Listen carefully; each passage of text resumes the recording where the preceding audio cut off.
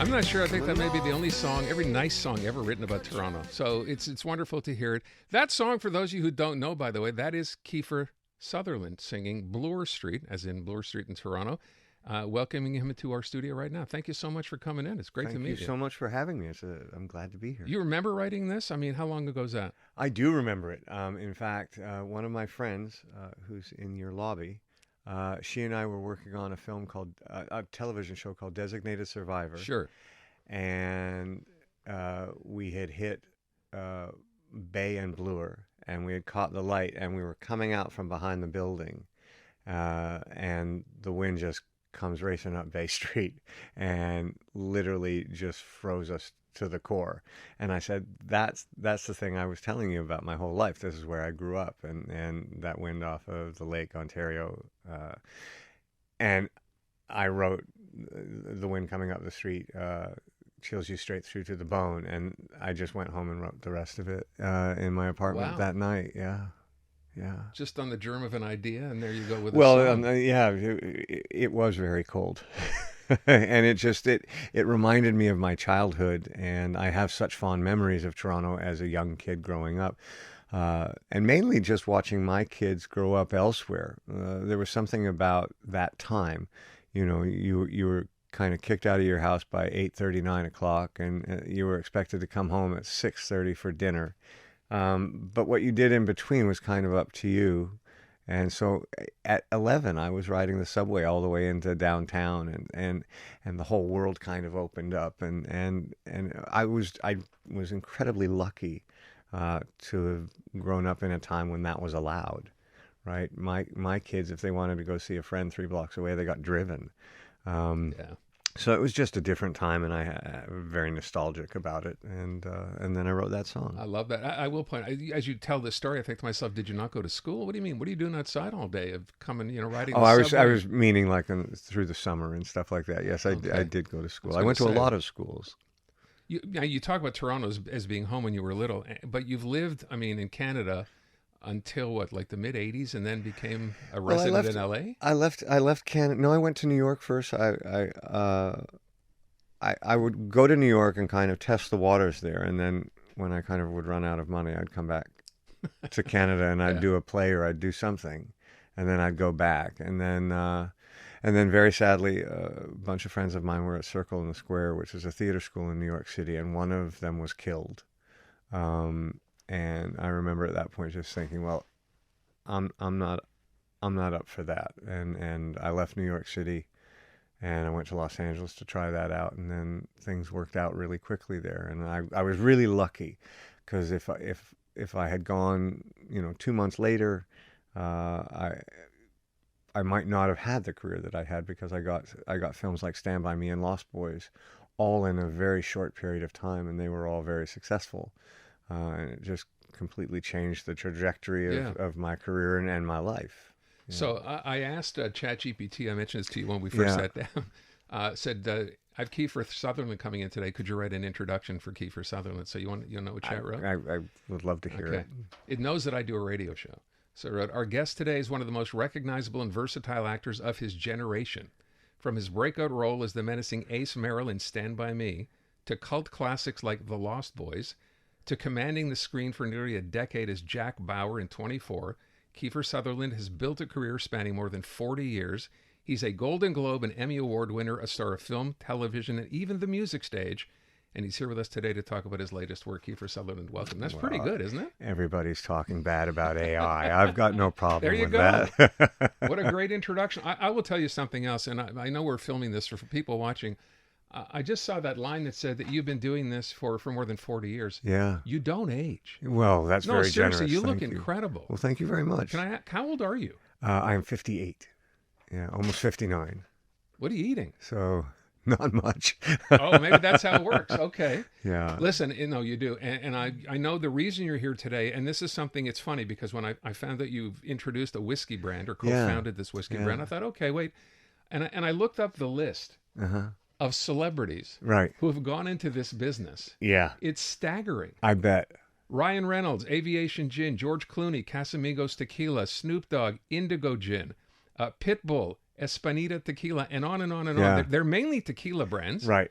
But you have Beyonce has her own whiskey brand, apparently. Did you know that? Okay, I did not. Yeah. No. Jay-Z has a cognac brand, and Dan Aykroyd, Canadian, Tequila. Crystal Head Vodka. Oh, vodka. That's right. Yeah, yeah. So, And he did tequila for a while because I know that he was unhappy with tequila, the lack of tequila in Ontario.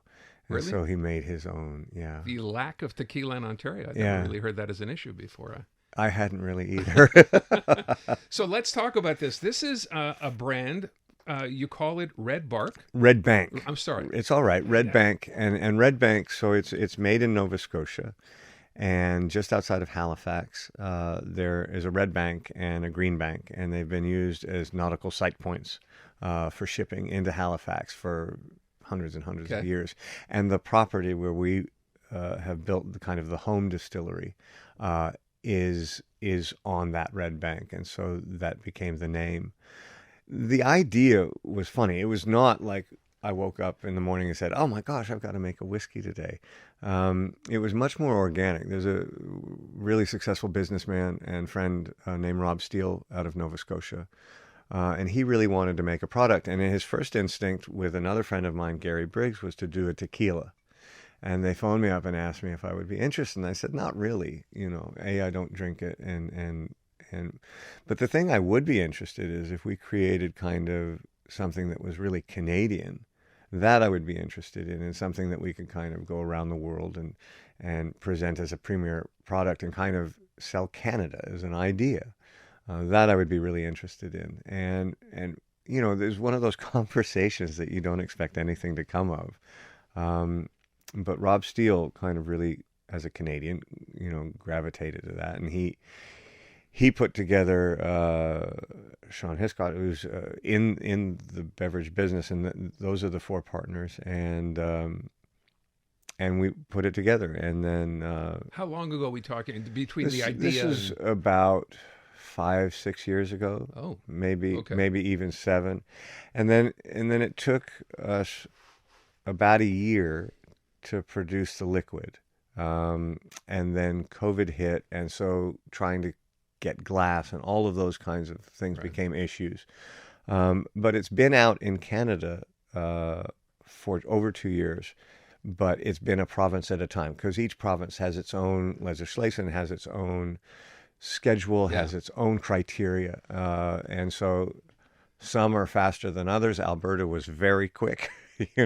Sure, you got whiskey, we'll sell it, and other provinces were slower. And so today is our unification day, where we've got all 10 provinces together. Good for you. And I checked. I know you can buy it here at the SAQ. I looked at it's on the site. It just started, and so we're thrilled. As we were talking earlier before the interview, Quebec certainly has always felt like a home to me, because my dad and his wife Francine, of 50 years, they lived in the Southern Townships, and this is where me and my sister would come visit them and my brothers every summer and at Christmases. And I've always felt a kind of real support, either when I've just been here visiting family or when I've been working here. And so for me, on a personal level, it's really nice to be able to bring this whiskey here. So I want to talk a little bit. We've only talked about this for a second. You have some time. You said you're okay to stick around for a few more minutes. So we're going to take a little break. We'll come back. By the way, when you get into making your own whiskey, had you been a whiskey drinker up until then, that you could sit and say, I like this one, I don't like that? Oh my gosh, yeah. Oh, you were? Yeah. Okay. What's really funny is I learned a lot, and it takes probably longer to explain than you need to take a break, but I can talk to you about it on the way back. Let's do that. Let's go to traffic first, take a break, and we'll continue. Kiefer Sutherland is our in-studio guest. We'll continue, and yes, we will talk about movies. And to the person who sent in a text saying, please ask Kiefer what it was like playing the president in Designated Survivor. I will. Okay, I promise. Welcome back, 321. Kiefer Sutherland is our in-studio guest today. We're talking about a couple of different things, including the reason you're in Montreal, actually, which is to, I guess, launch this brand in Quebec, right? Yes, yeah. So I'm going to hold it up on the radio because that's always a good thing. It's called Red Bank. It is premium blended Canadian whiskey. Yeah. And I checked before he came in the reviews, because as I said today, there are reviews for everything these days. Yes, yeah. Reviews on this are really, really good. They are. So that obviously must, make you happy. It does. It won a gold medal in San Francisco at the World Whiskey Convention. it's being recognized as something that is unique and special. So we were talking earlier about things that, you have a palate and you drink a drink and Right. you like it, but you don't really know why. And for me, why I thought Canadian whiskey would be interesting is because I couldn't understand why all the Canadian whiskeys that I'd ever tried kind of lent themselves towards American bourbons and Kentucky bourbons. And that's because to be a Canadian whiskey, you have to have a wheat profile and you have to have a rye profile. And they have to live within certain numbers. Really? Yeah. And so we took the rye profile and put it as low as we could. And we took the wheat profile and we raised it. And so that sends us much stronger back in a direction of a Scottish whiskey. And that made sense to me because where we make it is called, Nova Scotia, which is New Scotland. And I thought it would be great to have a Canadian whiskey that actually kind of lent back to the old country, as you would. Wow. And so it worked. And we the partners and our whiskey guy, Michel, we had a taste testing of 10 different blends that he had come up with. And out of 8 of us, 7 of us all picked one, and one person picked another, and that was the accountant. And he's never been allowed to taste the whiskey since. Well, and that's a good rule anyway. yeah, I'm just saying, but and so this is what we've come up with, and we're just so glad that people kind of around the world so far, because it's in Europe as well, that's great. are enjoying it. And What's it like, sells for what, $45-$50 a bottle roughly? Depend where you get it, yeah, Okay. but it's over 45. And you're probably one of the people who's very excited at the fact that we're still not putting American liquor back on provincial shelves, even though the retaliatory tariffs are off. Well, right? I would be more excited if all the nonsense stopped, Yeah. and we could all go back to being friends. But if someone's going to poke you in the eye, Fair enough. you're going to react.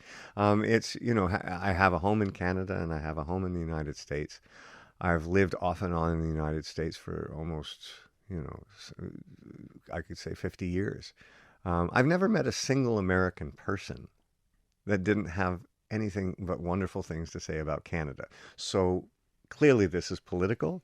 This is being staged on some level to create an animosity out of nothing. And so for me, I look forward to the day when this is just rectified and fixed and made right. And until then, I'm going to support, I think it's amazing. My sister keeps sending me pictures of, the drugstores and the food stores and just like all of the Lay's chips. Just if you wanted to buy 1,000 bags, I'm sure they'd give them to you. Yeah. And then, obviously all of the Canadian products are being bought and used. And so I think, as a Canadian, I'm really proud that was the reaction. I'm really proud that Canada has stood up for itself and Canadians are doing the same. Are you involved politically at all? Are you on social media at all? No. I mean, every once in a while I'll post I like to cook, so I'll post a recipe. Oh, and okay. and I've posted like 3 or 4 recipes, and they're kind of based.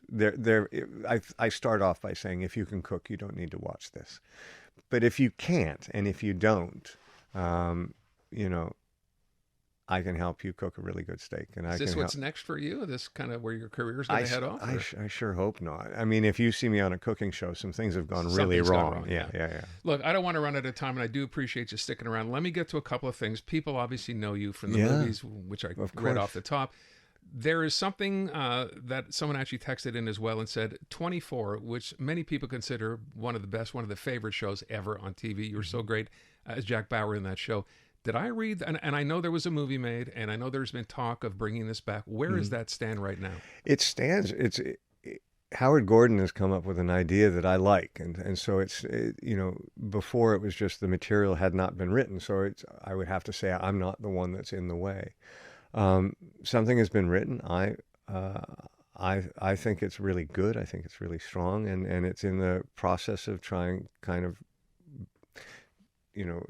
24 was originally with Fox, and now it's owned by Disney because of what Fox has sold off, and so it has to go through different channels before it's either approved or disapproved. So I'm like everybody else, it's something I would really like to do. I would like to close that story. It was left kind of wide open, and So yeah, so fingers So you're crossed. saying there's a chance. We've Okay. taken some considerable steps forward. Okay. I promised I'd send this text, or I'd read that text. Yeah. I read it to you. Yeah. You played the President of the United States Yeah. and designated survivor. What was that like? Well, in the context of the script, there was a caveat which was fantastic, which was, all of the people in line of succession for the presidency were killed in this tragic event at the Capitol, and my character, who is sequestered from a full-on meeting of Congress, is sequestered in order of a terrible attack that they would then fill in and become president. So I played a character that was completely unprepared to be president. So I was not elected. In the context of our show, I did not go through a campaign. I did not. The country is not aware of my ideology, and so it puts that character in a very pragmatic kind of position to just what makes sense. Because he has no political responsibilities to the country because of what he promised during a campaign, Right. he can approach all of these issues with what makes sense. What would be the fair thing to do? What would be the right thing to do? What a change that would be, huh? Well, it creates a huge change, and very quickly he realizes that it's not as simple as that, and there are complications, and the show is kind of very informative of what those complications can be. But I loved playing a character that I think was a morally good person in a really complicated and sometimes morally corrupt world. And that was a real challenge. So in your career, I'm going to have run out of time in a minute. You've played antagonists. That's kind of what you became famous for, which is great because you did an amazing job at it. You have a comedy coming out in another month or two, right? In November? Yes, I do. Opposite Rebel Wilson. What's that? Yeah, it's a film called Tinseltown, and it's very funny. It's about an actor whose career is on the downward slide, basically because he's an idiot and he's not a very nice guy, and a series of circumstances land him in England doing a play which he thinks is going to be in the West End of London, and it's not. And his life just gets worse and worse and worse until he starts to become a better human being. And then his life starts to become a little more manageable. But it's funny, and it's beautifully written. The British, I think, do an incredible job with telling those kinds of small British stories. And I've wanted to do one for a long time. And so I was thrilled to be asked. I don't think anyone I know or work with thought I would ever do it. But it was one of the most enjoyable things I've gotten to do. It's not fair to ask if you prefer comedy to drama, having done just a comedy. Yeah. But you want to do more of these? If something's as well written as what I got to do, yeah. I mean, it was very nice not having to kill anybody in the first act and chop someone's head off and Fair put it in a enough. duffel bag. Yeah. This was, I got to keep my clothes clean the whole way through. Listen, we could do this for another hour. First of all, I really appreciate your time. You are thank you. You are very easy to talk to. Well, thank you. And I do appreciate you coming in. For everybody else, we don't promote liquor on the show. Do I get to keep This is yours, or my are you friend. taking this from No, interview to interview? no, that today? is yours, my Okay. friend. That is. That's awfully nice Yeah. of you. Kiefer, thank you so much. Wish you nothing but the best. And please, next time you're in Montreal, make it a point and come back. I would love that. I would love Appreciate that, it a and lot. I mean it. Thank you very all right. much.